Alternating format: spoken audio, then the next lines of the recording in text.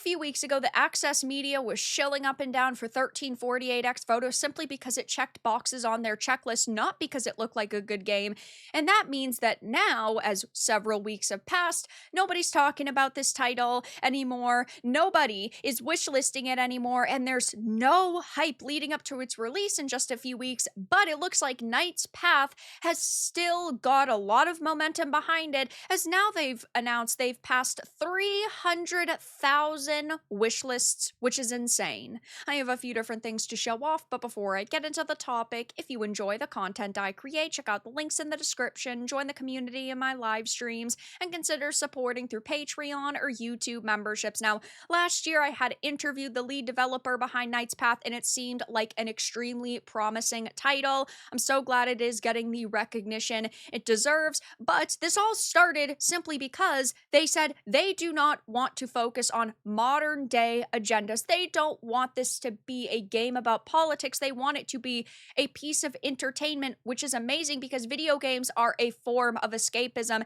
and they should stay that way. Sure, there are definitely games that have political messages behind them, or they touch on general themes like good versus evil, which isn't bad if that's a type of experience you want. But in this case, they don't want that. And that doesn't mean they should be attacked based on that. But the media found it a sticking point, and 1348X Voto did as well. They tried to use this controversy that they created in order to gain a few more sales, gain a little bit more hype, because 1348X Voto releases in the middle of March, and nobody's really talking about it except for the media who is shilling. And now that there's no more controversy, their wish lists have stagnated. But in the case of Knight's Path, this hasn't happened. This is a game that currently does not even have a release date. We don't know when it's going to come out, and it's got way more momentum behind it. And I'm really glad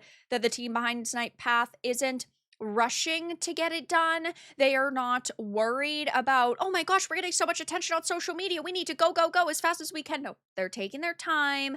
They are making sure it is a fully fleshed out experience, which I give them props for. But they posted this on X: we want to celebrate this beautiful milestone with you, 300,000 wish lists. Knight's Path is a game we are making for ourselves, the kind of game we have always wanted to play. It was never designed to chase trends or expectations, which makes seeing it resonate with so many of you even more heartwarming and incredibly meaningful to us. We made a conscious decision to remain fully independent, so we would never have to compromise our vision. We declined publishing offers and even donations, choosing to stay 100% independent, small team driven, purely by passion. At the same time, we started hearing from people who felt the same way. The exposure, love, and support you showed this project reached far beyond wish lists. Talented voice actors, modelers, and more reached out on their own simply because they believed in the vision and were passionate enough to want to be part of it. We are incredibly grateful for that, and we do not take it for granted. Because of you, Knight's Path is in its strongest place it has ever been. All of us, let's focus on what truly matters, taking the time, care, and effort to make the best game we possibly can. And it says thank you, 300,000 wish lists, which is crazy to see because just a few weeks ago they were not even at 100,000, and now they have far surpassed that, which the 1348X Voto social media manager and really the development team that seemed so salty that Knight's Path was getting so much attention must be seething behind the scenes, because on January 23rd, they had said that they passed 100,000 wish lists, which I personally didn't believe based on the information that I had and the information that was publicly available. We saw about a 300 position difference between 1348X Voto and Knight's Path on the Steam most wishlisted charts. It seemed that the developers or social media manager behind X Voto, they were lying to try to make it seem like they were doing so much better. But now that nobody's really talking about them and marking the release date on their modern agendas, things are looking rough. They have been posting on social media a little bit, but the last thing they reposted was February 3rd, February 5th, February 2nd, and then that was sort of it. They took a little bit of a break. On January 30th, they had posted with like Jennifer English, who does voice one of their main characters, which I guess is cool for them. But is this just going to be a successful game? I don't necessarily think so.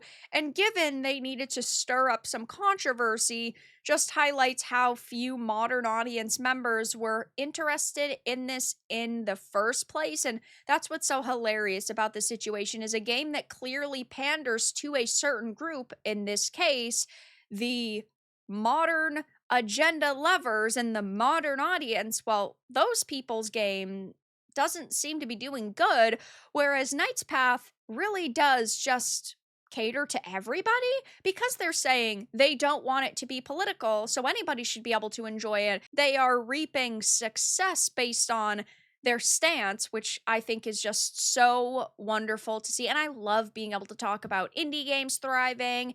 And ultimately, yes, I do get quite a bit of joy from the lunatic lefties on social media losing, because I would, in theory, love for everybody to be able to find success and find their own audience.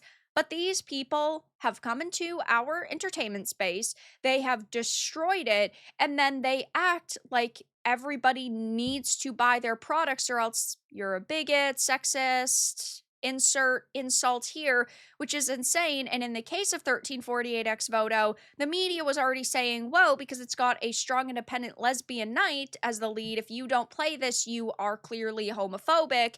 And well, I don't take offense to any of these labels anymore. I just want the best game to succeed. And sure, sometimes games are not for me. Maybe 1348 will come out and do really well. I suppose that's great for the people who are excited for it, but it doesn't look like that's going to be the case. And it seems that this is going to be another game that's going to release, probably top out at like 5,000 players, maybe 10,000, like absolute maximum, which I don't know if that's going to be considered successful for them, given they've paid people like Jennifer English to work on their experience. Now, I like to be a positive Polly, so I would like to sit here and say I hope companies learn from this situation, but I just don't think that's going to happen. Do I genuinely believe that developers and social media managers and publishers are going to go, you know what, maybe we shouldn't attack each other on social media and we should all be nice to each other? That's not going to happen, because they don't know how to play nice with anybody who is outside of their little echo chamber.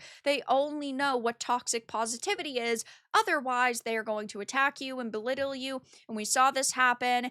They said, don't forget to wishlist and note the release date on your MoDeRn agenda. And this didn't turn out very well for them. They got absolutely destroyed online. And so we will see in a few weeks when Voto comes out if it is going to make them a boatload of cash. I just don't think that's going to happen. And I love to see the team behind Knight's Path find success, find a lot of positive attention. And I do really think that they have earned so much of the praise they're getting.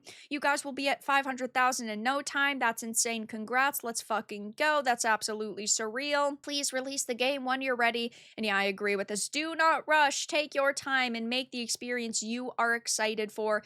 And they said, of course, there's nothing that would force us to release the game prematurely. Are there any plans on delivering this to consoles sometime after the initial release? And there is a thread in case anybody is interested. But yeah, I've had this on my wish list for quite a long time. I hope you guys will take a few seconds and do the same, or at least follow them over on X. But I will be keeping a close eye on this experience, and I can't wait to see what happens with Voto. But well, it seems that MoDeRn audience slop has been rejected again, and high quality entertainment and bold entertainment is winning. But that's all that I had to discuss in this video. Let everyone know your thoughts in the comments below. If you found this important and informative, make sure to give it a like, share it, and subscribe to the channel. And if you didn't, give it a dislike. I appreciate your support either way, but I'll talk to you all again in the next video really soon.